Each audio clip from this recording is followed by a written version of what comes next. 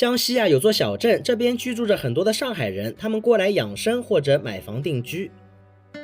大家好，我是王秋顾啊。今天呢，我来到了江西省宜春市的温汤镇啊，这边呢也是上海的后花园，被称为小上海啊。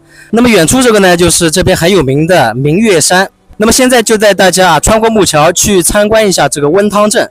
温汤镇位于江西省宜春市，小镇以其稀有的温泉水而闻名。看网上记载，哦哟，厉害了啊！他们这个温泉水啊，可不是一般的温泉水，说是全中国唯一的富硒温泉啊，富含硒和偏硅酸等矿物质，对人体啊相当有益。因此，温汤镇啊也被称为长寿之乡，这边的百岁老人啊相当地多。那么随着近些年啊交通越来越发达，温汤镇啊也是吸引了不少外地游客光临此地，过来养生或者泡温泉和泡脚。那么现在我们看到的就是温汤镇上最有名也是最古老的一口古井，800年的古井啊，如果天冷来的话，你能看到冒着很多的这种雾气啊，它是底下一直在冒泉水上来的。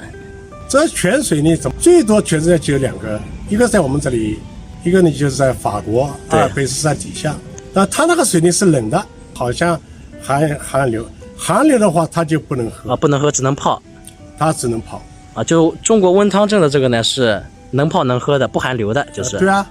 啊，那我们这个水又含硒，又是热的，而且72度，能泡能饮。那么像温汤镇上面啊，尤其是阿拉上海人啊来的最多。有人说啊，走在温汤镇的街头，耳边经常可以听到上海话啊，因此呢，温汤镇也有着小上海之称。他们有的啊过来旅游、度假、养生，有的呢则已经在此居住了很久，甚至啊买房定居。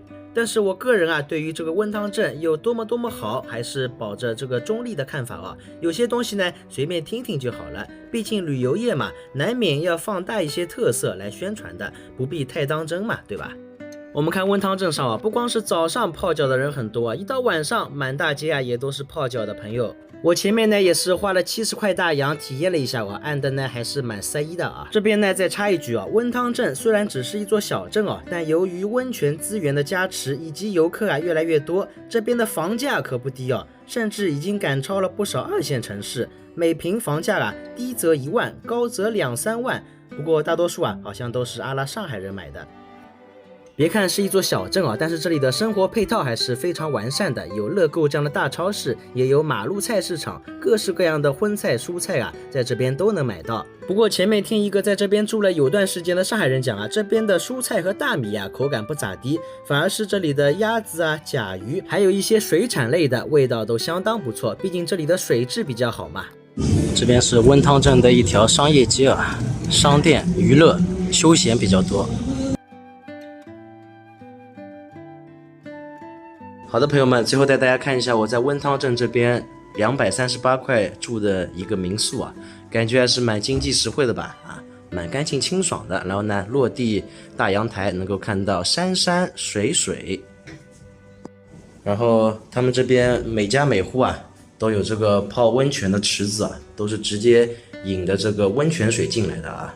晚上呢可以泡一泡，欣赏外面的风光。好的，朋友们，那么大家有没有来过江西省温汤镇呢？大家觉得这边怎么样？也可以在评论区啊，我们一起交流一下。喜欢秋裤的也可以点关注，点个转发。我们明天的视频再见吧，大家再会。